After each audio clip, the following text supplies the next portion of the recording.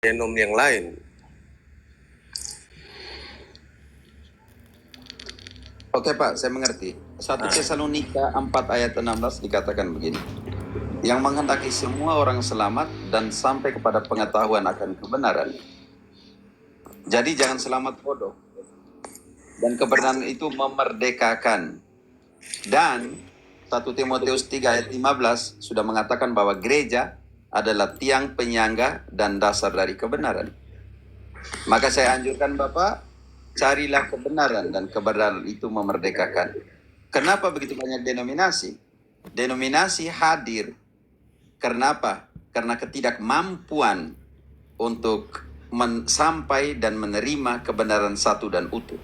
Karena itu, banyaknya denominasi adalah pengkanonisasian relativisme di dalam kebenaran sejati. Contohnya Pak akan minum air sungai yang ada di laut. Di sungai sudah sampai di laut, Bapak akan minum air itu? Bagaimana keadaan sungai ketika ada di bibir pantai? Kotor. Apakah bersih Tidak atau bersih. kotor? Kotor.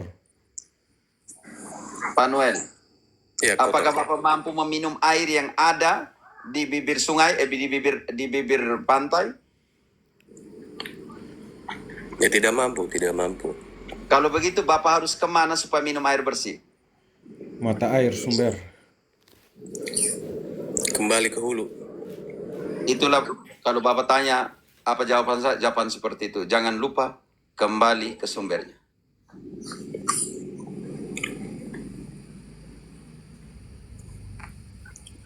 Oke. Karena apa Bapak?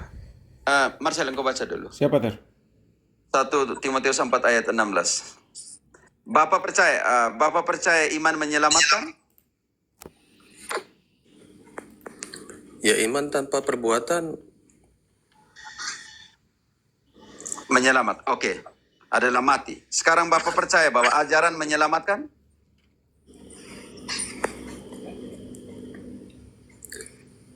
ajaran menyelamatkan. Pak Noel, tolong jawab. Ajaran menyelamatkan atau tidak? Ya, perbuatan yang menyelamatkan. Oke, sekarang Santo Paulus akan menjawabmu, Pak Noel. Silakan, 1 Timotius 4 ayat 16. Awasilah dirimu sendiri dan awasilah ajaranmu. Bertekunlah dalam semuanya itu, karena dengan berbuat demikian, engkau akan menyelamatkan dirimu dan semua orang yang mendengarkan engkau. Menyelamatkan Yang ini yang kita namakan keselamatan doktrinal. Sebab iman itu tumbuh dari pendengaran dan pendengaran itu dari pengajaran. Kalau Bapak lihat bagaimana sebuah doktrin, sebuah pengajaran bisa menyelamatkan atau sebuah ajaran tidak menyelamatkan. Karena tadi Bapak bilang iman dan perbuatan, tapi Bapak lupa bahwa Santo Paulus menekankan keselamatan doktrinal.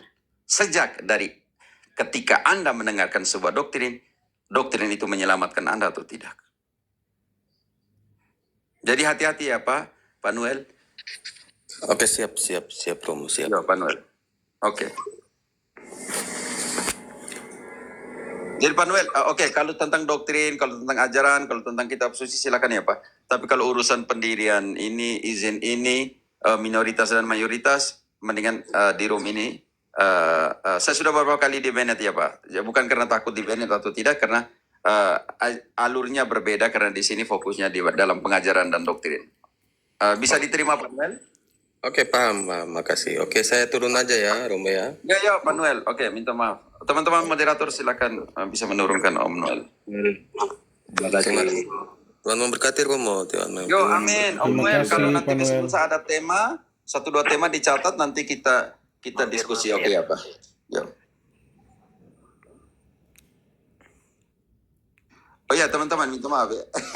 Ada 12:27. Oke Marcel, saya cemas nanti arahnya, takut nanti bentrok mayoritas, minoritas dan sebagainya. Ada Tauriel. Iya, hati-hati di situ. Ada Tauriel tadi mau naik tuh. Oh ya, Tauriel ini. Oke, saya bantu. Tauriel ini Oh ya, aduh Apakah pembelas sudah off Oh ya, atau sudah ada yang sudah naik duluan ini, oke. Atau saya turun ya supaya siapa ya di sini? Tauriel tadi? De Gea masih di sini. Sebentar, De Gea. Dia ndak ada omong dari tadi nih. Kalau nggak De Gea. saya izin Tidak, turun saja saya turunkan De Gea dulu. karena besok ada juga bisa belajar. Oke. Pater Jeff mau diturunkan? Oke, Jerry? saya turun. Maaf, Jeff, Pak Jerry. Oke, Oke, saya turun. Tauriel Saya bisa ini. belajar. Tauriel. Oke, terima kasih semuanya. Yo, Jerry, terima kasih. Oke, saya turunkan. Yo, supaya- Bang. Shalom, salam sejahtera Romo Cafe, Romo Oh, iya. Jerry, Ini Romo Marcel. Tauriel, silakan Tauriel. Oke, Romo Tauriel Marcel ini Bella suka Ciao dia. ya. Oke, selamat malam semua ya. Malam Om Tauriel. Sudah pagi nih, sudah 12.30 sudah pagi. Udah subuh ya, ngikutin dari jam 10 tadi. Oh ya, Om Tauriel di bawah dari tadi ya? Nggak apa-apa. Memang kasih kesempatan teman Protestan buat belajar di sini si Romo. Dari kemarin juga saya Oke, ngikutin. tadi, tema Maria Logi tadi sudah didengar juga ya kalau? Sudah, tapi saya mau nambahin ada 4 poin, boleh Romo? Oh ya, silakan. Tadi kan Romo menjelaskan dan seringkali poin pertama Protestan itu sering menggunakan ayat Roma 3 ayat 23 itu yang semua orang telah berbuat dosa. Berarti juga mereka menganggap ya termasuk saya sebelum dijelaskan sama Romo Marcel juga menganggap bahwa semua orang telah berbuat dosa, berarti Bunda Maria pun telah berdosa, tidak suci, berarti seperti itu. Itu poin pertama. Poin kedua, terus bisakah saya menjawab sola gracia itu dengan memakai ayat Matius 7 ayat 22, Romo? Yang Hati-hati, karena Matius 7 ayat 22 diomong begini, bukankah kami bernubuat atas namamu? Mungkin bukan ayat itu ya Pak? 21, ayat 21. Bukan setiap orang yang berseru kepada Ayat 21 bukan 22 Pak. 22 ya, itu akan oke, masuk 21. dalam surga, melainkan dia yang melakukan kehendak Bapakku yang di surga. Jadi untuk menjawab Oke. sola gracia, bisakah saya pakai Melakukan ayat itu? perbuatan, kembali kepada perbuatan, melakukan. Oke. Ya. Terus yang poin ketiga, ya kemarin saya juga ngikutin yang Sonic garis keras juga saya ngikutin. Oh ya, sempat dengar Sonic ya. Sonic Ya, terus tidak sampai jujur habis, lah. Maksudnya dia sampai tidak. ada yang orang mabok juga itu. Kemudian ya, setelahnya kan ada naik itu yang orang mabok ya. Edis Radio. Edis Radio. Iya, Yang itu saya bilang rasul-rasul dia punya adik begitu ya, Pak. betul. Dia lebih ganteng dari Pater Pamit begitu dia bilang gitu. Iya, itu saya juga ngikutin. Selalu saya kalau ada waktu ngeliat juga Romo Cafe atau Romo Marcel naik pasti saya ikutin. Usahakan Pamit kalah jauh ganteng. Pater Pamit Om Tauriel pasti Pater Pamit kalah jauh dengan Edis Radio Pak. Lucu sekali dia itu, aduh. Iya, itu pemikiran bebas. Lucu. Kesannya hanya bercanda-bercanda aja. Kalau saya boleh pesan dengan teman Protestan sih belajar banyak ya, karena saya juga di sini juga belajar dengan sering beberapa kali ada message DM dengan Romo Marcel. Terus bisa nggak menempatkan dengan kita mengosongkan cangkir dulu. Jadi bukan untuk berdebat atau menggurui, tapi kita di sini belajar rendah hati.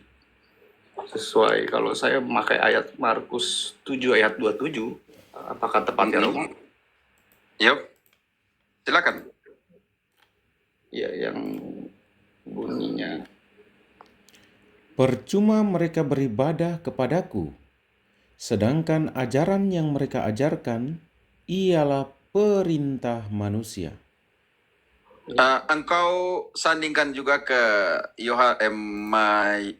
Matius 5:20. Siapa Ter? Jadi hati-hati dengan ajaran ya Pak Tauriel, dan ini Yesus tekankan di sini juga keras ya. Kalau hidup keagamaanmu tidak lebih baik, oke. ya. Maka aku berkata kepadamu, jika hidup keagamaanmu tidak lebih benar daripada hidup keagamaan ahli-ahli Taurat dan orang-orang Farisi, sesungguhnya kamu tidak akan masuk ke dalam kerajaan surga. Kan kita sudah tahu apa yang dibuat oleh orang Farisi dan ahli Taurat, bongkar ayat begini, pokoknya mereka taruh begini, pokoknya mereka taruh di sana. Seperti ini yang Yesus maksudkan. Ketika hidup keagamaan tidak lebih baik dari mereka. kamu tidak layak masuk ke dalam kerajaan Allah. Oke, silakan Pak Tauriel. Hanya untuk tambahkan ayat yang kuambil dari Mazmur 7 tadi. Markus 27 tadi itu ya. Ya, silakan. Ya itu. Terus sama poin keempat, pribadi saya pun ada niatan lebih untuk belajar lanjut secara pribadi ini untuk mengenai iman Katolik, tapi untuk melangkah lebih maju lagi itu tidak mudah karena banyak halangan dan butuh waktu ya, mungkin bagi saya cukup lama. Mungkin nanti ke depannya saya akan butuh saran dan saya akan DM Romo Marcel seperti biasa ya Romo, butuh bantuannya mungkin kalau misalkan saya udah buntu. Mungkin untuk langkah-langkah yang kendala-kendala ini saya bisa minta saran dari Romo Marcel, DM biasa seperti biasa. Itu aja sih. Oke. DM sejauh Pater Marcel, Pater pamit, Pater Jerry yang tadi paroki virtual karena lebih dekat di sana. Opa Jeff dan saya, kami di Amerika Latin, Opa Jeff di Ekuador, saya di Kolombia. Mungkin secara praktik pastoral itu agak susah untuk melihat situasi Indonesia, keputusan pastoral seperti apa. Kalau memang secara umum ajaran satu dan sama. Begitu ya. Saudara-saudaraku Protestan, lihat ini contoh kesaksian hidup, kerendahan hati dari seorang yang namanya Tauriel. Bayangkan, dia sempat merangkum dari jam 10 sampai jam 12.33 ini, kesaksian ini, merangkum semua pengajaran itu dalam 4 situasi, 4 poin. Berarti betapa punya hati, kerendahan hati untuk mengkonsentrasi. Sekarang Pak, Opa Jeff di sini kami, ingat Pak, kerendahan hati itu adalah nilai pertama dalam hidup. Kenapa? Karena kata humus, kata manusia, human, kalau dalam bahasa Spanyol humano, manusia, itu berasal dari kata humus. Pak Tauriel, apa itu humus? Tanah. Belum tahu. Dan Ya. tanah. Di dalam Kejadian 2 ayat 6 dan 7 dikatakan secara jelas, maka Allah menjadikan manusia dari debu tanah dan menghembuskan nafasnya. Jadi manusia itu adalah tanah. Dan kata kerendahan hati, saudara dan saudariku yang terkasih, di dalam bahasa Spanyol itu dasarnya di bahasa Latin. Dari humus maka sampailah kepada kata kerendahan hati, humano, manusia, dan kerendahan hati adalah humildad. Humilde dan humildad itu kata dasarnya sama seperti manusia, humano, yaitu humus. Maka kerendahan hati adalah tanah di mana ditanam berbagai nilai kehidupan yang lain. Profesiat Pak Tauriel, saya bangga punya saudara saya yang punya kerendahan hati dan keterbukaan seperti ini untuk melihat kebenaran seperti apa. Maka genaplah yang dikatakan oleh Paulus, yang menghendaki semua orang selamat dan sampai kepada pengetahuan akan kebenaran. Pak Tauriel, seperti saya tidak mau selamat bodoh. Seperti saya juga, saya tidak mau selamat dan bodoh ya. Selamat bodoh ngapain? Saya tahu bahwa saya selamat bagaimana. Oke. Ya. Kalau misalkan saya belajar kerendahan hati itu ya poinnya sih dari pertama DM dengan Romo Marcel sih, dan sempat berdua di room itu cerita panjang.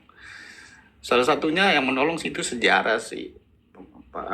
Romo Cafe. Jadi balik lagi bahwa kita akhirnya Protestan itu minim literasi. Balik lagi kalau menganut sejarah kita jadi tahu founding father-nya ini untuk kekristenan itu siapa. Itu satu. Kedua, banyak sekali teman Protestan yang belajar itu tapi dengan cangkirnya penuh.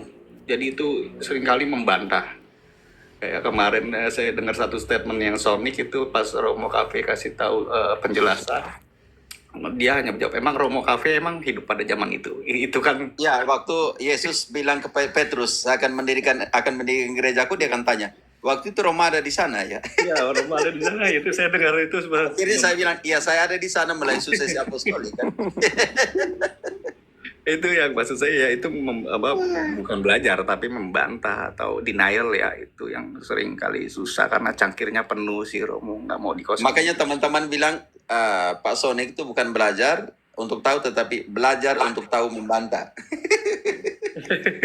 Terus poin ketiga, seringkali umat Protestan itu salah pengertian, Romo, dalam arti mereka menyangka bahwa umat Katolik itu memusuhi atau menyingkirkan mereka dengan mengatakan sesat. Bagi saya setelah bicara dengan Romo Marcel itu nggak ke situ, tapi lebih pada memberikan kasih sayangnya untuk memberitahu bahwa jalan yang benarnya itu seperti apa itu sih. Ya, itu yang harus dijelaskan kepada teman-teman Protestan. Ya, saya kerja di sini dari tahun 2011, 2012 di Proki juga tentang lektura apologetika. Pak Jeff nanti bisa terjemahkan. Lektura apologetika artinya pembacaan apologetika di kursus tiap hari Rabu di Proki yang saya kerjakan. Punya prinsip satu, debat dengan Protestan dan semuanya itu di sini saya katakan, kamu terluka tetapi kamu tidak tertipu. Mungkin ini loh yang kamu terluka mungkin dengan cara, dengan metode, dengan sabda Tuhan sendiri, tapi kamu tidak akan tertipu. Oh, yang benar itu seperti ini. Walaupun kamu sakit ya, mendengarnya sakit ya, tapi kamu terluka tapi tidak pernah tertipu. Iya, itu yang sering kali disalahartikan. Jadi ingin disingkirkan atau dijauhkan. Kalau saya melihat dari penjelasan Romo Marcel secara pribadi, justru malah inginnya merangkul dan menyadarkan si itu, Romo KP. Yang saya tangkap ya dari penjelasan Romo Marcel gitu. Harus. Ya, Pak Toriel, ini kalau tidak bisa menghindari, Marcel sini sudah keluar. Marcel, Siap, Pak. Katolik tidak bisa menghindari menghindari mandat pengembalaan Yohanes 10 ayat 16 juga ada pada kalian. Mereka dari mana? Siapa tahu? Oke. Ada lagi padaku domba-domba lain yang bukan dari kandang ini. Domba-domba itu harus kutuntun juga, dan mereka akan mendengarkan suaraku, dan mereka akan menjadi satu kawanan dengan satu gembala. Ini mandat dari Tuhan. Katolik tidak bisa menghindari mandat ini, Pak. Juga ada padamu mereka dari kandang yang lain. Supaya mereka mendengar, kamu harus mewartakan. Mereka harus mendengarkan suaraku dan menjadi satu kawanan dengan satu gembala.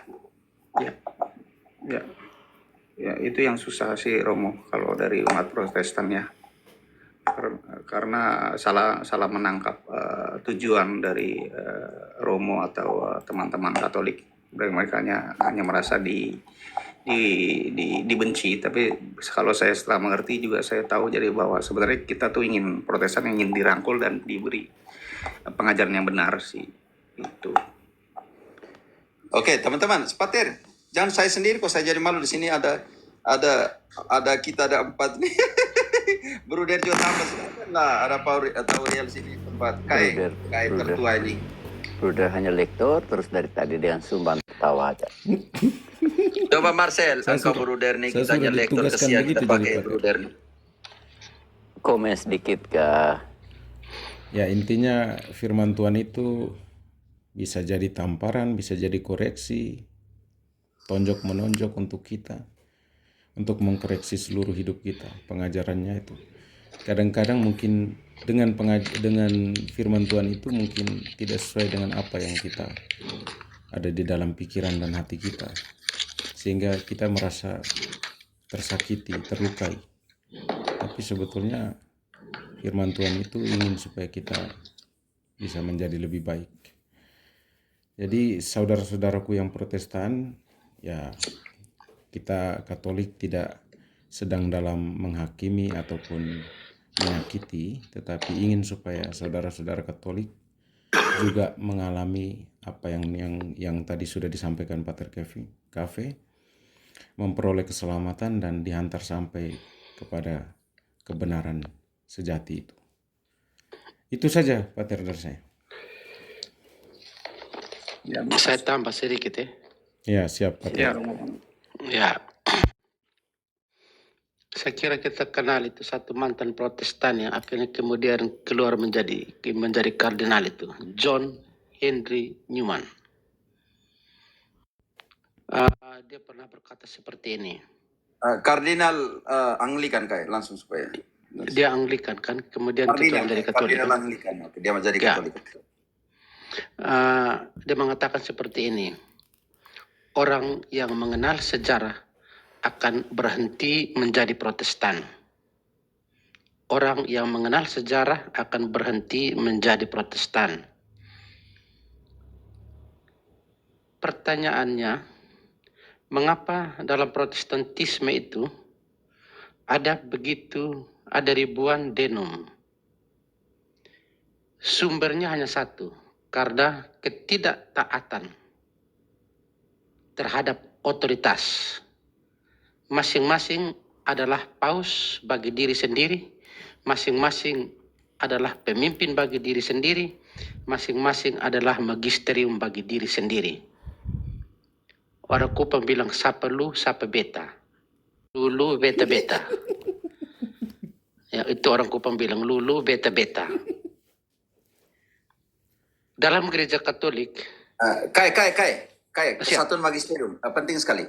Ketika otoritas tidak ada, maka orang buat apa? Tolong baca, ini penting sekali. Saya ingat Hakim-Hakim 21 ayat 25 dikatakan begini. situ.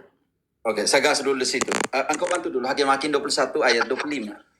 Ketika tidak ada seorang pemimpin, tidak ada otoritas kepemimpinan satu, maka apa yang terjadi? Hakim-hakim berapa, Pak Pater? Hakim-Hakim 21 ayat 25, Hakim-Hakim 17 ayat 6. Baca dulu. Ini nanti karena KE bilang satu otoritas, maka apa yang terjadi? Gejala relativisme sebenarnya sudah terjadi sejak Perjanjian Lama. Oke. Pada zaman itu, tidak ada raja di antara orang Israel. Setiap orang berbuat apa yang benar menurut pandangannya sendiri. Berbuat apa? Pandangannya sendiri. Hakim-Hakim 17 ayat 6. Hakim-hakim, 17 ayat 6. siapa Pater?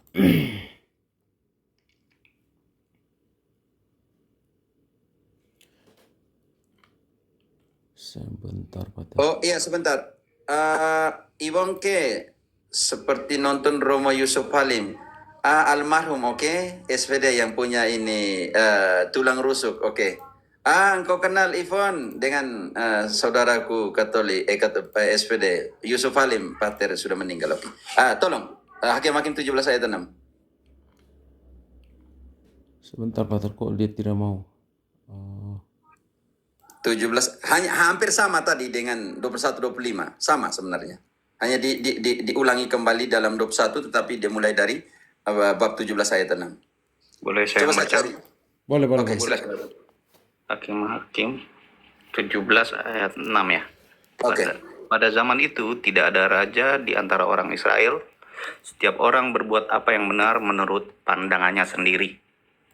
Itulah yang namanya kita masuk ke dalam subjektivisme dan relativisme. Semua orang berbuat sesuai dengan pandangan dan pikirannya sendiri. Kenapa Patrial? Karena tidak ada otoritas satu kepemimpinan. Oke, pamit. Lanjut. Karena Kak Santo itu saya ingat. Oke, dasar atau penjelasan relativisme. Oke. Ya, yang saya bersambung, Protestantisme itu bagaikan pertandingan bola kaki antara grup A dan grup B tanpa wasit. Itu tanpa wasit. Kak pamit, sebentar. Saya mau jawab dulu. Oh, ya. Irwan Damanik. Kenapa masih bahas perjanjian lama padahal sudah digenapi? Kalau begitu kamu hilangkan semua kamu punya perjanjian lama. Saya tadi hanya bilang, penyebab dari relativisme, penyebab dari subjektivisme itu karena apa? Karena tidak ada kesatuan dalam otoritas kepemimpinan. Irwan, perjanjian baru adalah kepenuhan dari perjanjian lama. Karena itu ketika mau bahas perjanjian baru, jangan lupa tipologinya ke arah mana? Perjanjian lama. Oke, Kak, lanjut. Sampai mana tadi itu? Pertandingan ini bola. Wasit. Main bola tanpa ya. wasit, Kak. Maaf ini, Kak. Sebenarnya itu yang menuju ke hakim-hakim itu, yang ayat-ayatnya di situ. Jadi kita bisa membayangkan antara dua klub ini tanpa hakim. Hakim pun dalam memutuskan ada garis komandonya dalam sebuah pertandingan. Toh dalam melaksanakan itu, kadang-kadang hakim pasti tidak lihat. Misalnya bola kena tangan, handsball. Dan itu pelanggaran. Ada saat-saat tertentu wasit tidak melihat, tetapi ada linesman yang bisa mengangkat. Ini satu garis keturunan, hierarki. Ada paus, ada uskup, ada romo cafe di sana. Yang macam romo cafe ini kami ini macam linesman. Yang itu paus di atas, ada aturannya, uskup kami bagian-bagian linesman itu. Ya, saya pilih Dalam- bola saya kan, pilih bola. Oke. Bayangkan di taman kanak-kanak TKK ini, taman kanak-kanak pun ada ketua kelasnya. Padahal mereka semua itu menangis. Mereka semua itu merengek. Tetapi toh masih ada pemimpinnya di dalam.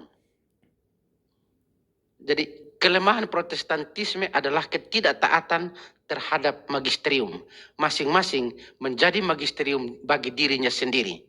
Itu yang biasanya orang bilang menjadi paus bagi diri sendiri. Paus bukan Tuhan Allah, tetapi harus ada garis komando yang memberikan. Ya, contoh di dalam negara Republik Indonesia ada DPR. DPR membuat undang-undang dan dilaksanakan oleh presiden kita saat ini. Tanpa DPR, bagaimana presiden mau melaksanakan itu? DPR membuat aturan, aturan itu dilaksanakan oleh eksekutif. Legislatif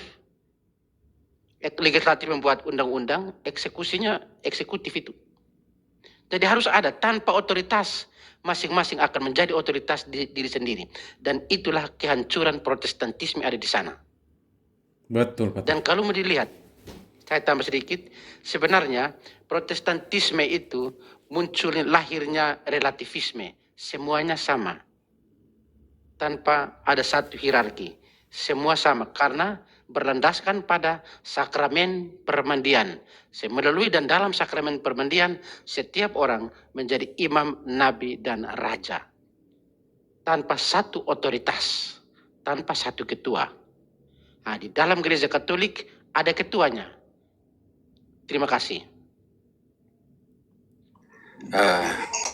Marcel, Brother. Siap. Opa Jeff, kau ambil dulu. Ambil alih. Opa Jeff.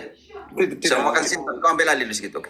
Seperti yang dikatakan oleh Teh Romo, jadi otoritas bukan otoriter. Ya. Itu harus bedakan tuh, otoritas tapi bukan otoriter. Otoritas itu soal pada kewibawaan dan keagungan dalam memerintah itu. Dari satu tadi, ketaatan bagi orang yang sombong itu satu beban. Tapi bagi orang yang rendah hati, itu adalah sebuah berkat dan keselamatan. Karena memang dalam sejarahnya adalah, sejarah kita ini, manusia jatuh dalam dosa itu karena ketidaktaatan. Itu. Adam dan Hawa jatuh dalam dosa itu karena mereka tidak taat. Karena itu mereka semau-maunya saja, ya mereka tidak mengikuti perintah Tuhan, akhirnya mereka jatuh dan mereka ingin mau menjadi seperti Tuhan, kan? Ular mengatakan, kalau kamu makan buah ini, kamu akan menjadi seperti dia, tahu yang baik dan tahu yang benar. Nah, siapa sih yang tidak mau menjadi seperti Tuhan Allah yang bisa menguasai segala-galanya? Nah, itulah yang terjadi dalam Protestan. Saya 2 hari yang lalu kayaknya, 2 hari yang lalu tuh atau berkali-kali saya dengar satu kesaksian dari seorang pendeta yang terkenal di Amerika Latin. Dia tuh pengkhotbah ulung di Amerika Latin. Dia namanya Dante, saya kira Romo Cafe tahu, Dante namanya. Oh ya, Dante. Dante tuh dia punya tulisan apologetika tuh hebat banget Dante. Oh, Dante hebat. Dalam satu bagian tuh dia harus begini. Saya sangat respect, saya sangat puji dengan gereja Katolik, terutama dalam soal kesetiaan dan ketaatan mereka kepada pimpinan. Misalnya begini. Ada paus, ada kardinal, ada uskup, ada pastor paroki, ada diakon, ada pemimpin umat, ada putra altar. Oke, teman-teman kalau nanti bisa tapi dalam bahasa Spanyol ya. Dante Urbina, tapi dalam bahasa Spanyol jadi oke. Dia bilang begini, saya tuh sangat kagum dengan gereja Katolik. Mereka tuh sangat menjunjung sekali, menghormati dan taat kepada otoritas tertinggi.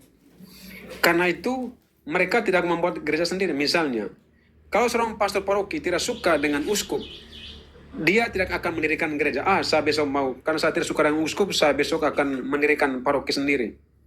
Itu tidak akan terjadi di gereja Katolik. Lalu misalnya, ketua umat atau ketua stasi tidak setuju dengan pastor paroki, besok saya akan mendirikan paroki sendiri. Atau misalnya, putra alta tidak suka dengan dengan pastor paroki, besok saya akan mengundang anak teman-teman saya untuk membuat gereja sendiri. Itu tidak akan terjadi di gereja Katolik. Karena apa? Karena mereka tuh taat pada satu pimpinan. Nah, sedangkan kita di Protestan ini, kalau saya tidak taat dengan saya punya pendeta, saya bisa dirikan gereja besok. Saya ajak semua saya punya keluarga, mari saya akan mendirikan namanya ini. Dan besok lagi saya punya keluarga ini tidak setuju dengan saya, dia akan mendirikan gerejanya sendiri. Karena apa dia bilang? Lalu nanti besok lagi tuh, saya punya keluarga ini, saya punya keponakan tidak setuju dengan dia punya bapak. Nah, saya punya keponakan akan dirikan lagi gereja Pak.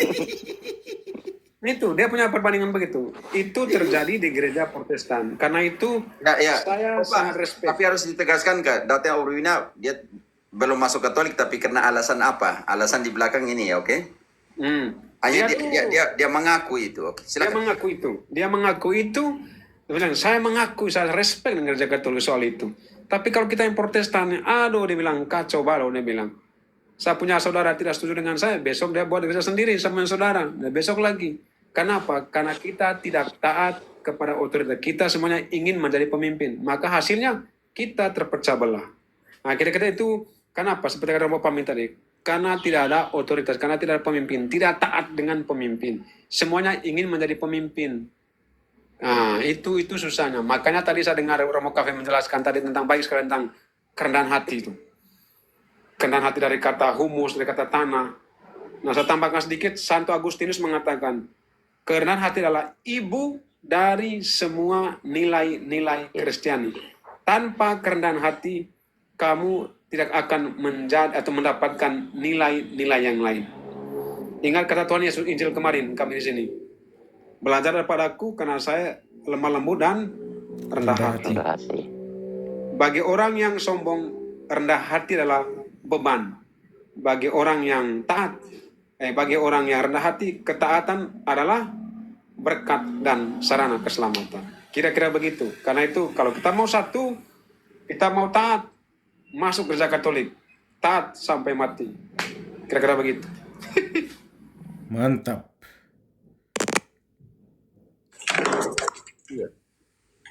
Oke, karena itu saya punya tema sebenarnya panjang ya Kak. Karena itu kalau kita mau bongkar kepemimpinan tentang dalam pengertian kegembalaan, dia harus punya satu, Yesekiel 34 ayat 15 dulu. Tuhan bilang saya adalah gembala, tetapi saya akan memilih satu gembala. Berarti karena apa? Karena ini loh. Karena bingung nanti siapa yang harus meluruskan semua yang bengkok kalau semua orang bilang dia adalah pemimpin. Marcel bantu dulu. Yesekiel 34 ayat 15. Siap, Peter. Aku sendiri akan menggembalakan domba-dombaku, dan aku akan membiarkan mereka berbaring. Demikianlah firman Tuhan Allah. Oke, Tuhan bilang dia adalah gembala. Om Tauriel, Tuhan adalah gembala. Oke, siapapun tidak bisa menyangkal. Yesus bilang dia adalah gembala yang baik. Kita buka Yohanes 10. Tetapi di sini ayat 23, dia adalah gembala tetapi dia pilih siapa dan pilih berapa? Yang hilang akan kucari. 23-nya. Oh, siap. 23. Aku akan mengangkat satu orang gembala atas mereka yang akan menggembalakannya, yaitu Daud hambaku. Dia Oke. Tuhan adalah gembala. Lalu sekarang tadi ayat itu mengatakan dia angkat berapa gembala? Satu Gembala supaya dia mengembalakan umatku. Ini penting. Sekarang dinamika yang sama yang Yesus pakai. Yesus bilang, akulah gembala yang baik. Dan domba-domba mendengarkan suaraku. Yohanes 10 ayat 1. Dia bilang apa? Siapa? Aku berkata kepadamu. Sebentar. Bereke. Yang kau di Panama nih. Nanti besok-besok rumpan nanti besok engkau naik. Sopo ada ganteng. Pater Unberg. Oke, follow juga Pater Unberg itu. Dia penyanyi hebat. Oke, sekarang Yohanes 10 ayat 1. Aku berkata kepadamu, sesungguhnya siapa yang masuk ke dalam kandang domba dengan tidak melalui pintu, tetapi dengan memanjat tembok, ia adalah seorang pencuri dan seorang perampok. Tetapi siapa yang masuk melalui pintu, ia adalah gembala domba. Untuk dia penjaga membuka pintu dan domba-domba mendengarkan suaranya, dan ia memanggil domba-dombanya masing-masing menurut namanya dan menuntunnya keluar. Jika semua dombanya telah dibawanya keluar, ia berjalan di depan mereka dan domba-domba itu mengikuti dia karena mereka mengenal suaranya. Tetapi seorang asing pasti tidak mereka ikuti, malah mereka lari daripadanya karena suara orang-orang asing tidak mereka kenal. Ayat 14-nya. Siapa ter? Akulah gembala yang baik, dan aku mengenal domba-dombaku, dan domba-dombaku mengenal aku. Sekarang kau lari ke Yohanes 21 ayat 15. Siapa? Dia pilih satu gembala untuk mengembalakan kawanannya atau tidak? Siapa ter? Teman, 5 menit lagi kita stop Yohanes. Yohanes 21 ayat 15 sampai dengan 17, tapi baca ayat 1 ayat cukup, ayat 15. Siapa ter?